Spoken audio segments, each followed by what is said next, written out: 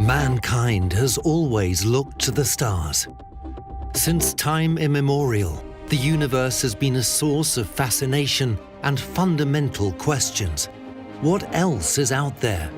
How was all this created? Where do we come from? It is perhaps the greatest adventure a human being can ever experience, floating weightlessly in nothingness and looking back to the Earth from outer space. Astronaut, a dream job, star voyager. And the first human being to set foot on Mars may well have already been born.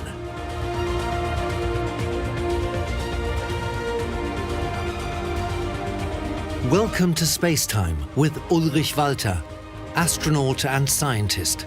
He knows, in space, incredible things are in store for us.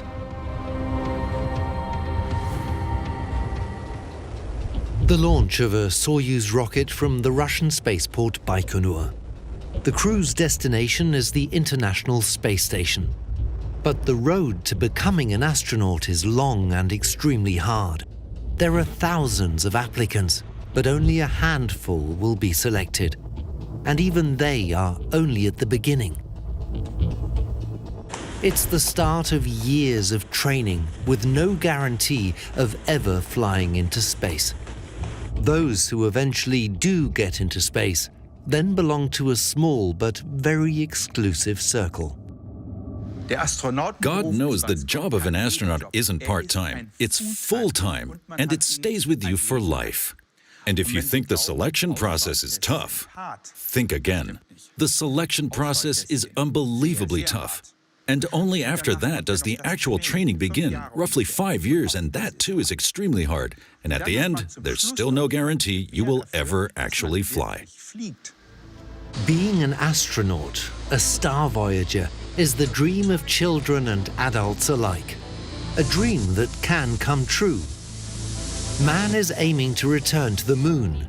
He wants to explore Mars, and the training for these new explorers is already underway.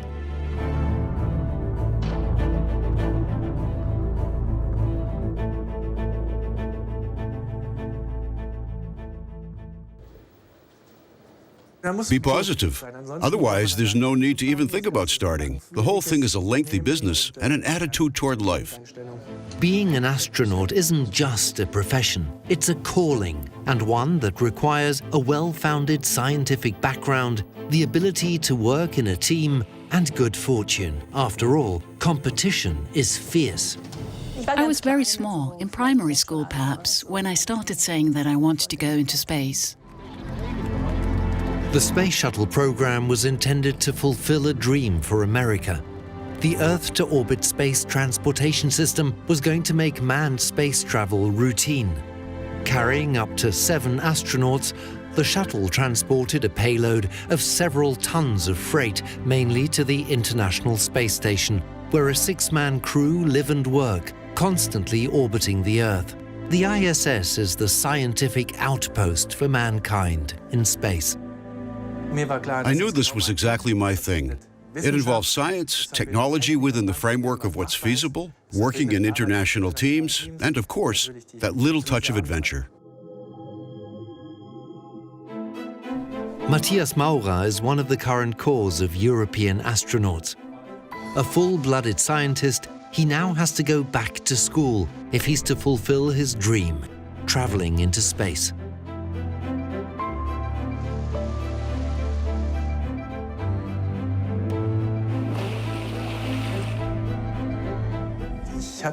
Being an astronaut at all costs, otherwise my life wouldn't be fulfilled, wasn't something I constantly had in the back of my mind. I had a good job here, and that's what convinced me. I enjoyed every single day, and then when the offer of being an astronaut actually came, I was all the happier. The nomination to join an astronaut class is followed by several years of hard training. After a year of basic training, the future space travelers learn everything about their new workplace, the International Space Station. They acquire extensive knowledge of the station's individual modules, the technical systems on board, transport spacecraft and rockets. but it can be many years before they actually get to apply this knowledge.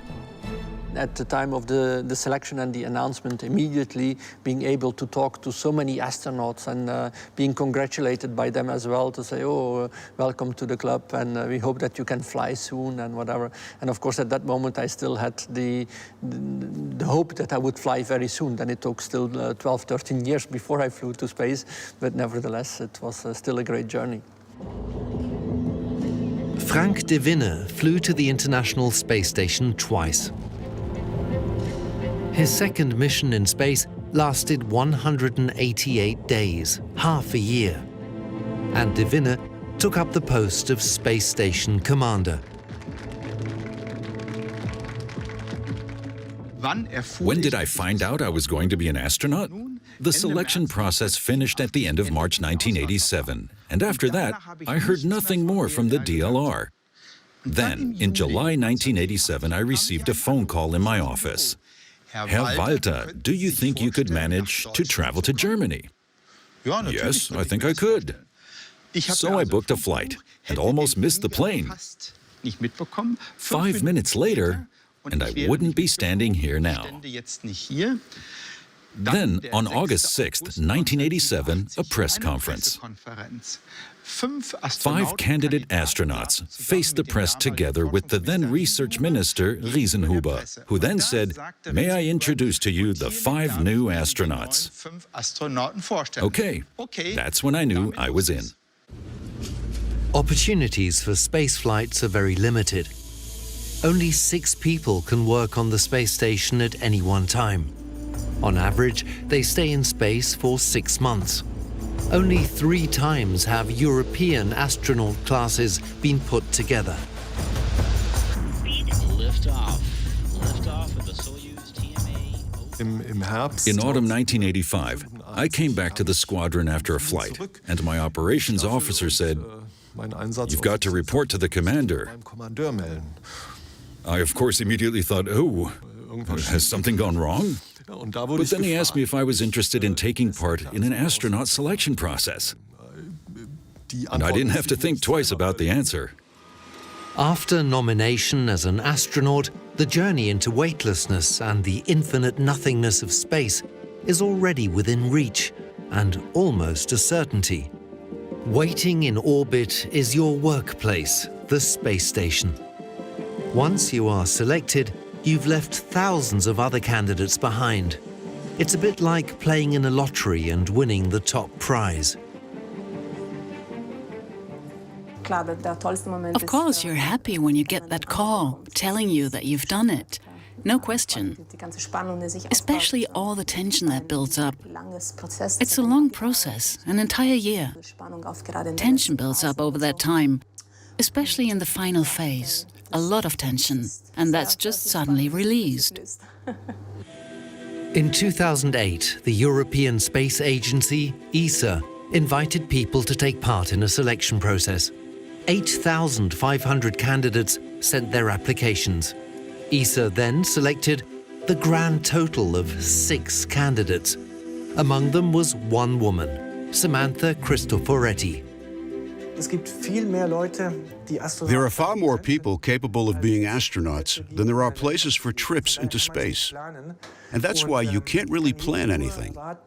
So I can only say to anyone who's really crazy about space travel, stay that way. But definitely have a plan B, so that you don't get to the end of your life and have to say, I've missed something here. I've got all the knowledge, all the skills, but ESA didn't take me because unfortunately, they didn't have enough flights. So keep your enthusiasm, definitely. And if the chance arises, grab it. But don't plan your life into a one-way street. The Space Shuttle program led to a noticeable increase in the number of US astronauts. In the heyday of the shuttle era, NASA nominated new astronaut classes averaging 20 pilots and mission specialists every 2 years. And on board the shuttle, there were also places for astronauts from other nations. Over several missions, the shuttle carried Europe's space laboratory Space Lab into orbit, opening the door for Europe to manned space travel. When I saw the space shuttle fly for the first time, it was my first year in university studying as an engineer and pilot. I knew that this is really something that I would like to do in the future as well.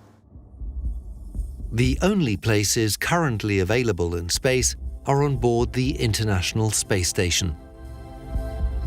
6 crew members live permanently on the space station, remaining there for approximately 6 months before the next team arrives. But before anyone has the opportunity to work in infinity, they first have to survive the application process. The first stage was based on my application. There were 8,500 applicants altogether, and about 1,000 of them were invited to Hamburg.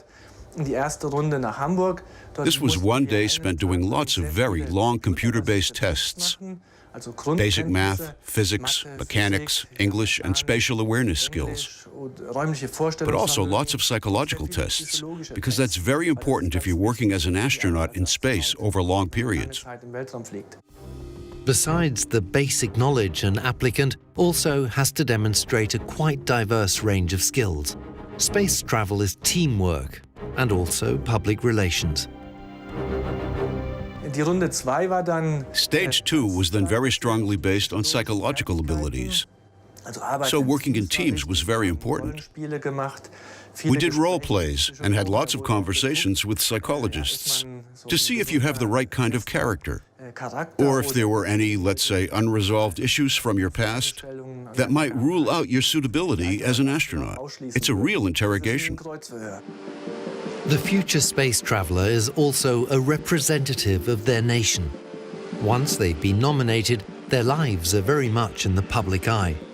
And they've also just successfully completed one of the world's most testing job application procedures.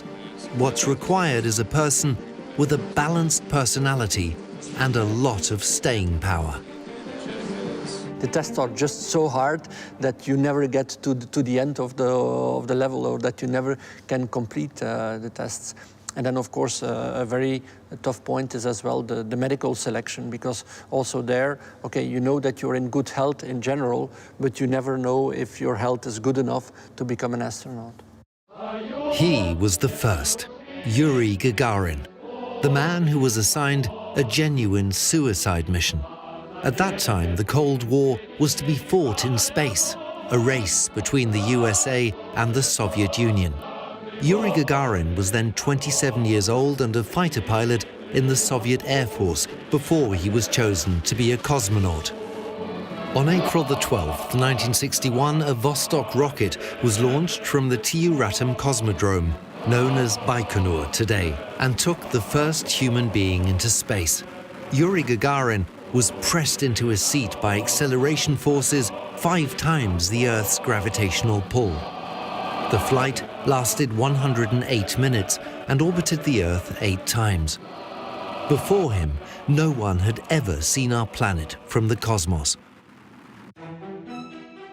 The first American astronauts were also members of the armed forces. From their 110 best test pilots, the USA chose their first 7 astronauts.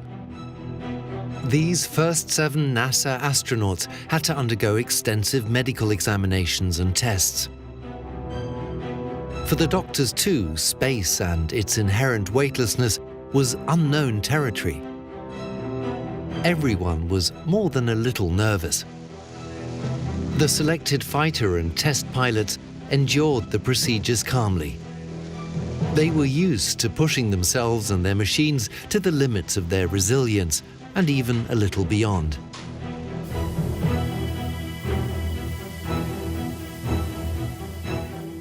When we did the first space flights, we did not know at all what to expect. It was really opening of a totally new domain. We had not been there. We would not know, will people be able to breathe there, to eat there, to live there?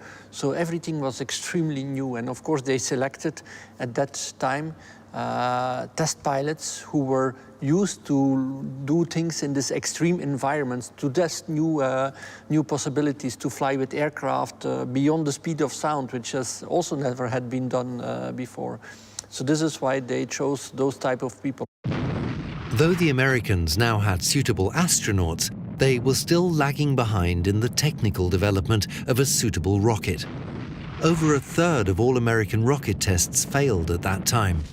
The rockets with which the newly founded NASA wanted to send people into space were based on those developed for military purposes.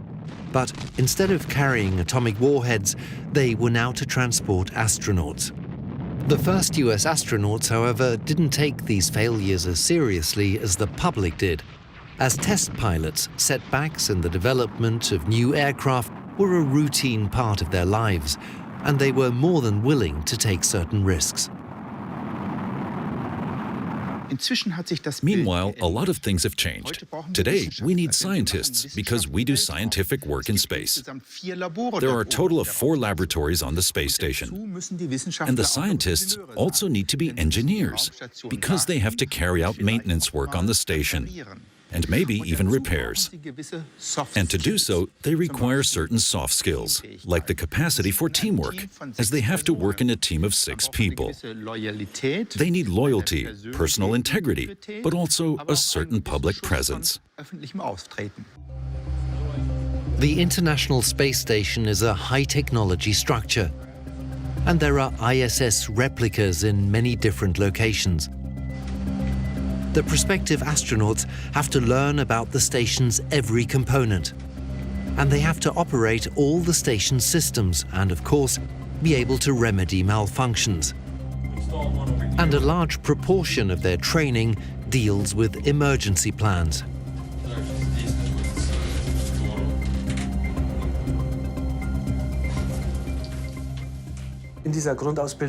During this basic training, I learn how a space station works, how a rocket works, what experiments we do in space, how do I work on board the station, how do I work outside the station in the big spacesuit. Survival training is also part of the basics. The crews return to Earth in Soyuz capsules, and if the capsule misses its designated landing position, it could take days for the rescue teams to find it. Diving courses prepare the astronauts for working in weightlessness. In an underwater station, space missions are simulated, living in cramped spaces and working under extreme conditions. And to strengthen teamwork, a little caving may also be on the schedule.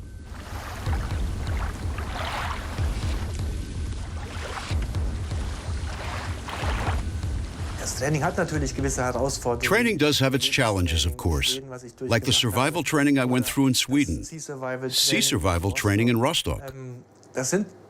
These are challenges that take you to the very limits of your physical capabilities. But you get through it if you put your heart and soul into it. And classes again and again. Theoretical and practical training on ISS modules and the station's functions.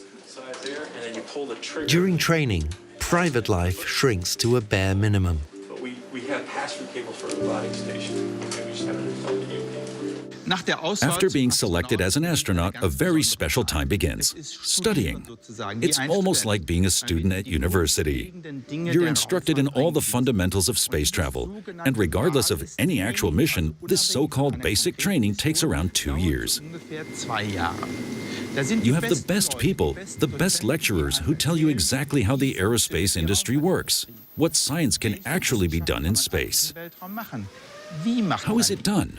It concerns biology, material sciences, general physics, all very interesting subjects for scientists. At that time, I got to know the broad spectrum of science, but it also deals with very concrete issues. For instance, how does a rocket fly in space? What's its trajectory? Relatively complicated, but you learn all that. And then you have to get your pilot's license.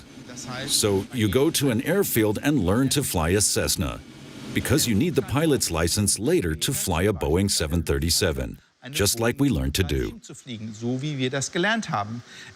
It's all about team training, meaning if a critical situation arises, do I react the right way with my co-pilot? That's why astronauts have to be able to fly. And right at the end, there's the diving training. Why do astronauts learn to dive? After all, they're in space and not underwater. Well, the reason is that later they have to do so-called EVA training. That's extravehicular activity. In other words, spacewalks. Although it has nothing to do with a pleasant stroll. In reality, it's a space mission to repair the space station, for example. And because that has to be trained underwater, they have to get their diver's certificate first. It all belongs to their basic training, and this huge water tank is where the EVA training is actually carried out.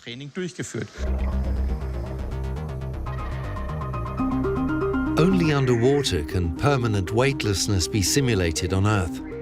Most importantly for the astronauts, securing themselves has to become second nature. Tools and components also have to be secured. In space, the slightest nudge and the parts can disappear into infinity. And so can astronauts. On the timetable now is Russian, the second official language on board the ISS.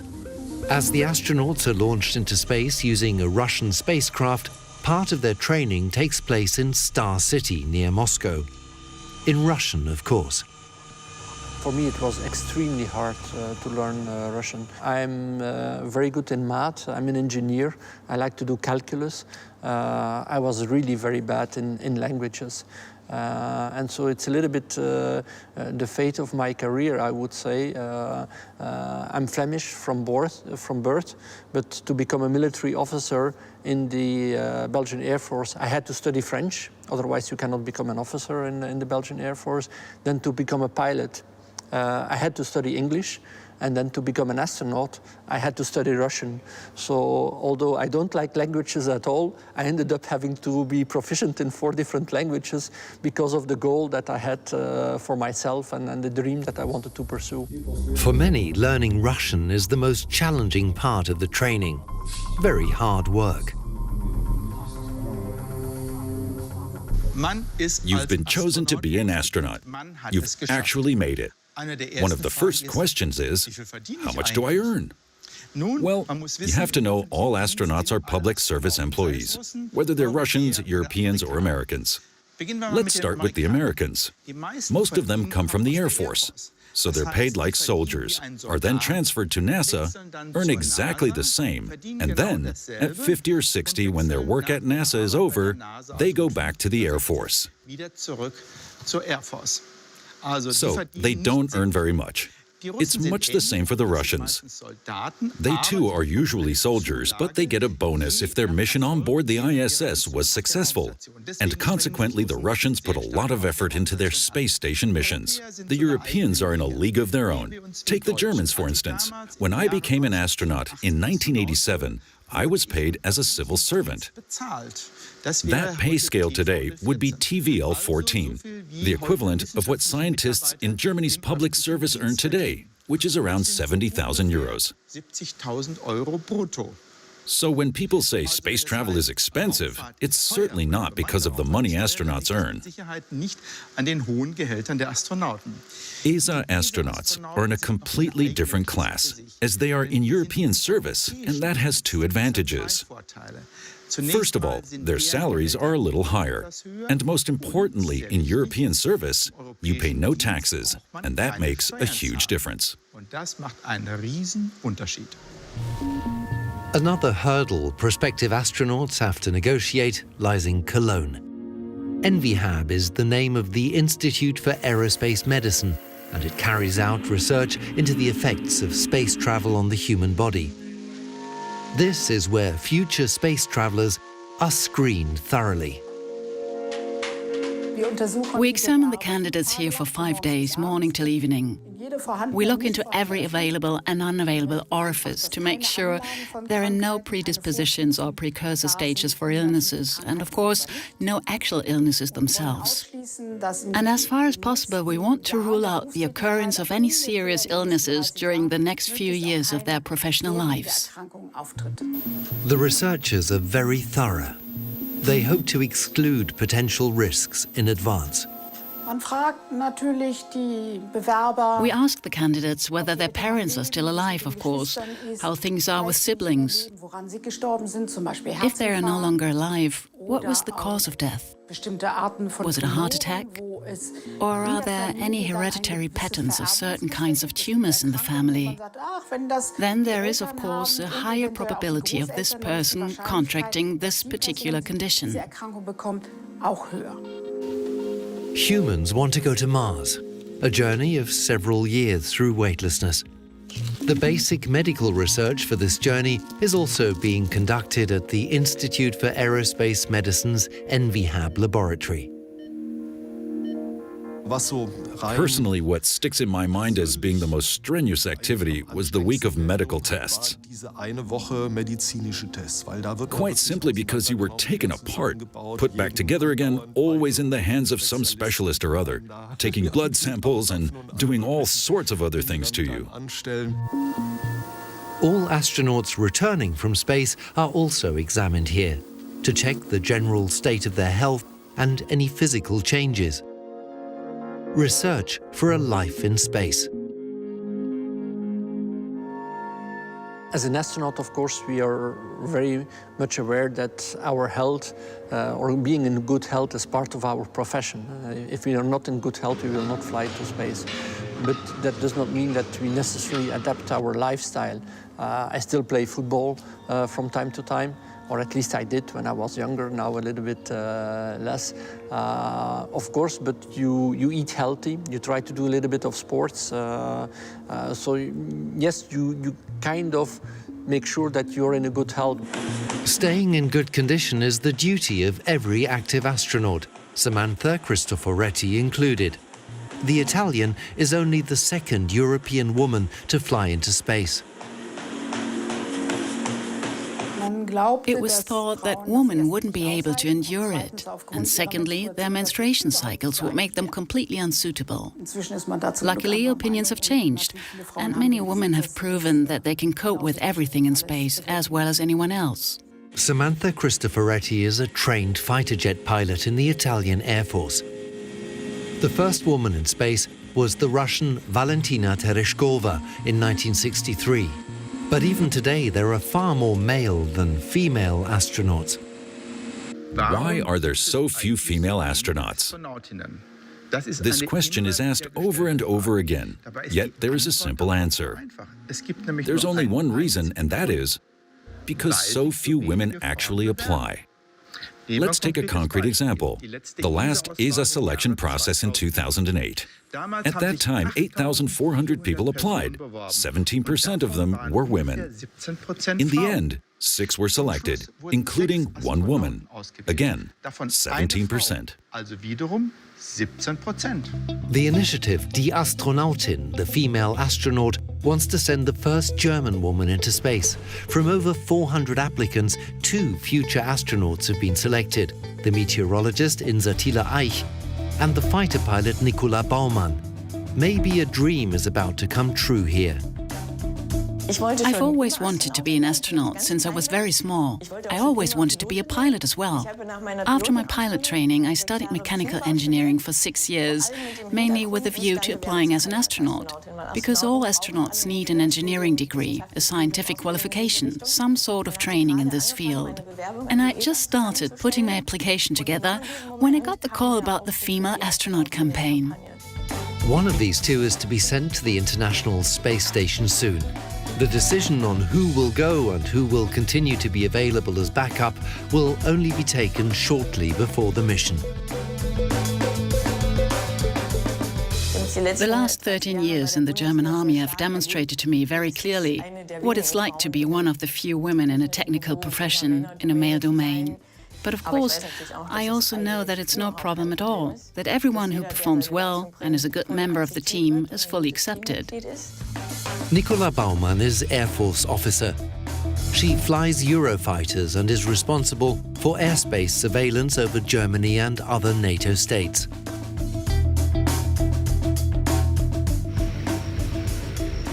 If I were to image how my professional journey would ideally go, then my first flight would be to the ISS for 14 days. There I'd prove I can be a valuable member to the team and find my place on the ISS. And then I would love to take part in a long-term space mission, far beyond the ISS, perhaps to the Moon, to Mars, to the end of the solar system, or preferably even much further.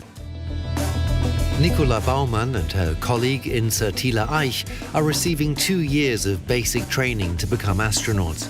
The German Aerospace Center supported the selection process and carried out the psychological and medical aptitude tests. One thing needs to be made very clear. The demands for the selection of these 2 female astronauts were exactly the same as those used for international selection procedures, for instance by the ESA. On the other hand, it's a private initiative, which means you have to find all the funding yourself. This includes, for example, the 200,000 euros for training. They hope to raise this through crowdfunding. But that's only a very small part. The biggest chunk is the 40 million euros for the flight, and they hope to raise that through sponsorship. Once a future astronaut has been assigned to a flight into space, that's when mission training starts. And this takes place at a number of locations all over the world. The space travelers are trained for their particular tasks during the mission. They work on the experiments they'll have to carry out later in space, and they train together with their crews.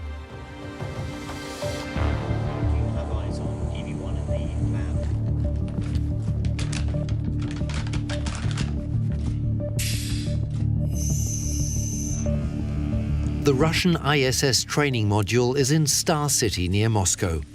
This is where the future space station residents get to know the Russian section of the station and are introduced to their spacecraft, the Soyuz. Survival training is on the schedule once again. Should the Soyuz capsule miss its designated landing position, it could be days before the crew is found. So they must be able to survive in snow-covered Siberia as well as in the desert. The capsule could just as easily come down in the ocean. All these scenarios are trained and practiced. Every emergency situation imaginable is simulated. The astronauts should be prepared for absolutely every possibility, including the impossible. 3 years of mission-specific training is very, very long. And you do much more traveling. You fly to Houston, you fly to Moscow for Soyuz training. You see less and less of your family. But there's one thing you know for sure. It won't leave without me. And then there's one other thing. You have to be sure that later, on board the space station or the shuttle, you get everything right. To make sure of this, every astronaut has a little notebook about this size, where they note all the details they might forget. Like, where's my food on day whatever of the mission? Things like that, for example. Or where do I find my clothes on day 10 of the mission? So then you write down, yes, in this locker or in this drawer I can find this or that. By the time you've finished, you have a little memo book with absolutely everything in it, even including how do I operate the toilet. And if anyone is interested in seeing what my notebook for my mission was like, just go to the Deutsche Museum, where it's now on public display. Mission training for a new International Space Station crew goes on for 18 months, culminating in a 2-day final exam on the systems of the Soyuz spaceship. Just before the launch, there are the final medical examinations. The rocket launch itself is also simulated in a centrifuge. But what you actually do and how you really react in the event of an emergency can't be simulated beforehand. It's very difficult to prepare to say if something would really very badly happen and one of your colleagues would pass away in orbit. It's very difficult to see how people would react to that. But that does not mean that we don't talk about it. That does not mean that during certain simulations, for example, we simulate that one of the colleagues gets an electroshock and you try to do reanimation. How would you do that on orbit? What are the equipment that you have on board of the ISS to use it? But some of the simulations also end that it was not possible. And already in the simulations, it's quite difficult to come to that level and say, okay, now I need to stop because there is nothing more that I can do. How you would react in reality, I think is very difficult to predict. Space travel is generally a dangerous business, not just the ride into space on a rocket. Even on the space station, crews are exposed to constant dangers. Space debris, for instance, poses a threat to the station and its residents. Impacts are regularly recorded. Such a hit can trigger a catastrophe. About a month before my mission, I received a letter from NASA. About 5 pages of forms had to be filled in. Herr Walter, in the event of your death, what should NASA do? And then you have to describe precisely how you would like to be buried. What should we do about your family? And of course, that gets you thinking, because you realize something could actually happen, and I have to prepare myself and my family for that eventuality. January the 28th, 1986. From Launch Pad 39B in Cape Canaveral, Florida, the Challenger space shuttle takes off. It's the 25th mission of an American space transporter. The launch looks routine, but after 73 seconds, NASA's world changes forever. Roger, roll, Challenger. Challenger now heading down range. Preparing to re-throttle the engines back up to 100%. Challenger, go at throttle up. Challenger, go at throttle up.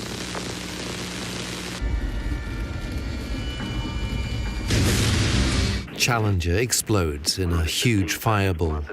All 7 astronauts burn to death, including a teacher invited onto the flight by NASA, whose parents were watching the launch from the ground. It was the greatest catastrophe in the history of manned spaceflight. The very first time NASA had lost astronauts during a mission. For 2.5 years, all shuttle flights were suspended. The teacher who lost her life along with the NASA astronauts, Krista McAuliffe, was part of the Teacher in Space project.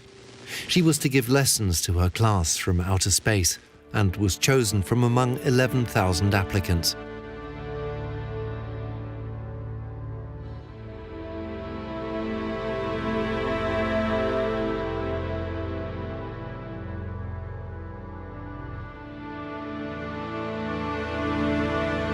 February the 1st, 2003, the space shuttle Columbia burns up on re-entering the Earth's atmosphere.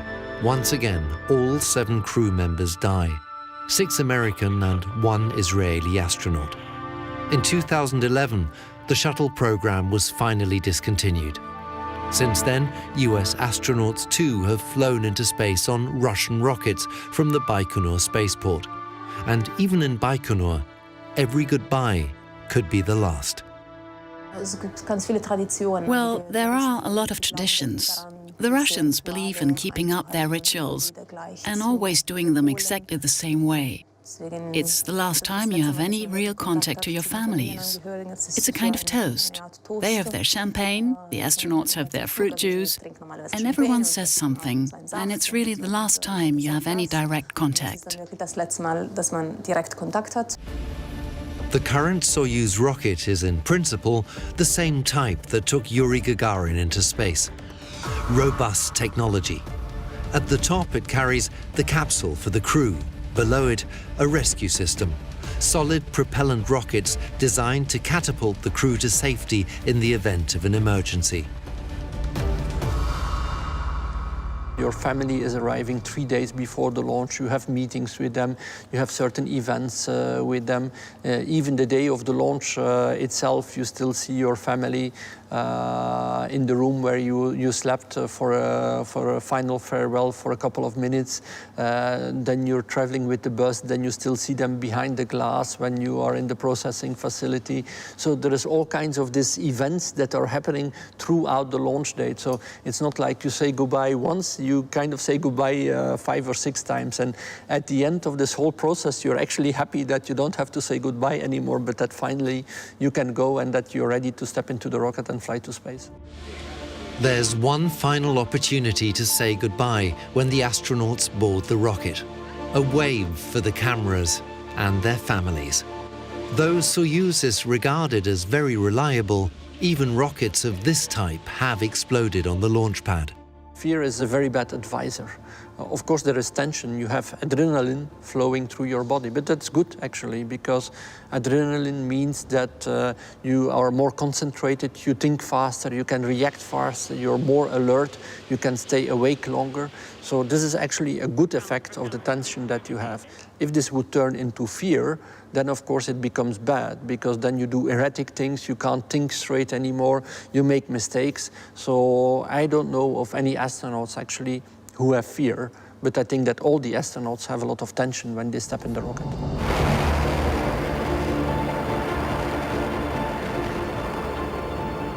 The rocket's fuel tanks are filled with several hundred tons of kerosene and oxygen, a highly explosive mix.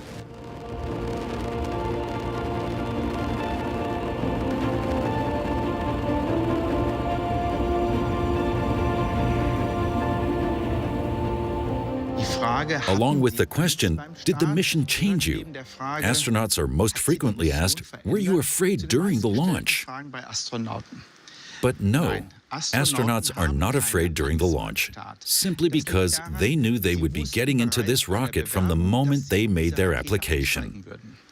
On top of that, during your 5 years of training, you're placed in such situations every day, and you know, okay, something can happen, but you learn ways to get out of such situations. That takes away the fear. But there are, of course, worries, no question. Every astronaut knows that the chances of losing their lives during a launch are 1 in 100. But it's a similar situation to you getting into your car in the morning. You know that there are 3,000 deaths on Germany's roads every year. And although you know that, you're not afraid to get into your car. What remains is simply the worry that something might happen to you. The return of a Soyuz capsule to Earth is an adventure all of its own. The spacecraft is retrieved by gravity.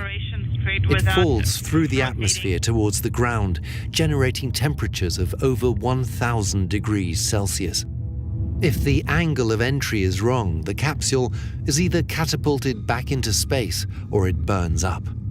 In the final phase, parachutes are deployed to slow the capsule's rate of descent. The landing zone for Russian capsules is in the open plains of Kazakhstan. Rescue teams monitor the descent and help the crew out of the capsule after their hellish ride back to Earth. Re-entry and landing are among the most difficult maneuvers in manned space travel. Nevertheless, given half a chance, there isn't a single astronaut that wouldn't go back into space right away. Technically, there's no reason why someone shouldn't go into space a second or third time. The number of flights is, of course, limited, and it's understandable that everyone would like to have another mission as soon as possible. To say there was competition might be putting it too strongly, but everyone really loves the job, and so everyone wants to be on the next flight. Back on Earth, the astronauts have to get reaccustomed to the planet's gravity. Their time in space has weakened them, so they first have to go through several weeks of rehabilitation before they can take on any new tasks.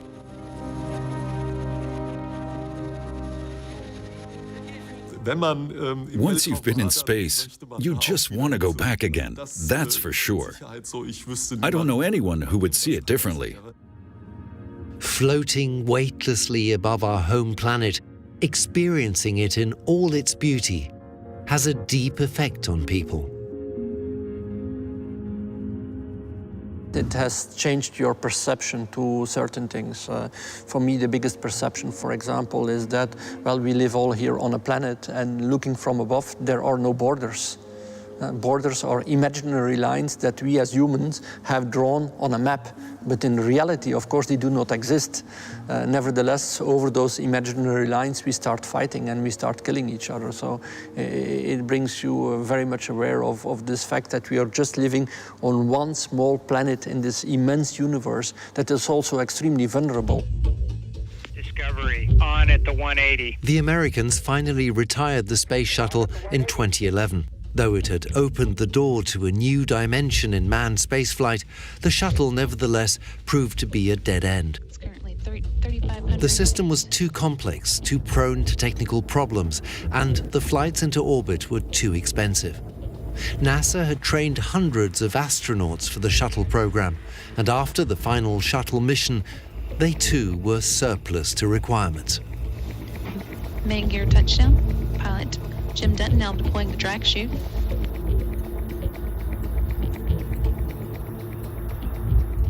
The careers of space travelers after their missions can take very different courses. Let's take the Americans first. After their first or second mission, lots of astronauts leave NASA because they get very good offers from industry, especially the aerospace industry. This is because there are aerospace companies constructing spacecraft, and to do so, they need experienced astronauts to tell them what to pay attention to. I'd say only about a third of astronauts remain at NASA for their entire professional lives. At the ESA, things are completely different. Once you're employed there, you stay at the ESA for good, but in different roles. First, you're sent on your mission. Then you're assigned to various committees, for instance, not only to design spacecraft, but also to make recommendations. Then you may get a second mission. That should be possible in most cases. By this time, you're usually around 50, perhaps in your mid-50s. And then you're deployed worldwide once again to sit on committees with other astronauts and to work to promote space travel. In other words, once an astronaut, always an astronaut. In Europe, at least. The International Space Station will remain in operation until 2024, when it will have reached its age limit. In future, researchers may possibly work on the Moon, or perhaps even fly to Mars.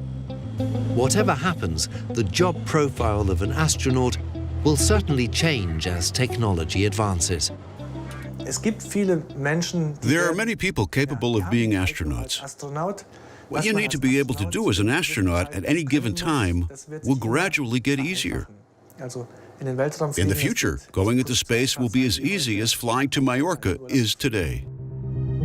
And in years to come, scientists may well fly through space as passengers on their way to exploring new planets or being dropped off at their research station on the Moon. Space travelers on a mission. Astronauts.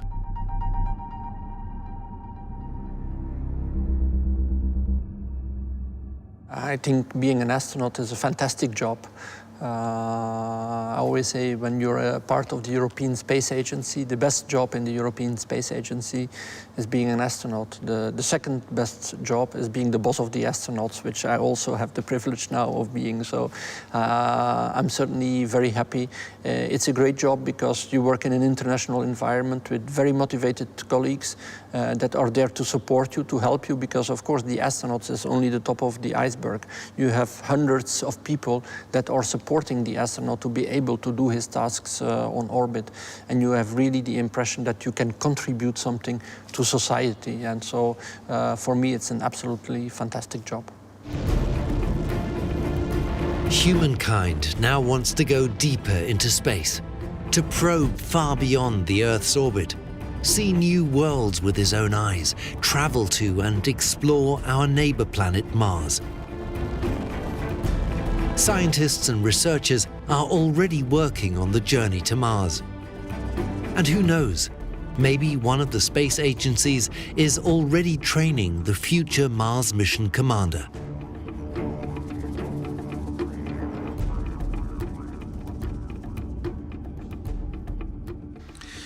Is being an astronaut a profession worth striving for? For all those who would say, you couldn't get me up there even if you dragged me, well, obviously not. But my advice to all the others would be definitely yes. The opportunities you have to push yourself to the limit during your training and to do science in space make it the perfect profession. But the crux of the matter is that your family has to go along with it, and that's not always the case. But if you're lucky enough to be selected, you may one day actually stand on the Moon, or sometime later perhaps, even on Mars. Humans are explorers, seekers and restless wanderers, driven by innate curiosity. Today's space travelers are the new pioneers. Their advances into space have freed mankind from gravity, the force that determines all development on Earth. This step into space was the prerequisite for discovering new worlds. As President John F. Kennedy said at the beginning of the 1960s, space is the new ocean. Up to now, humankind has only traveled along his own coast of this great ocean. The rest is still largely unexplored. But astronauts, space researchers and scientists could set out to explore entire new coasts of this ocean very soon.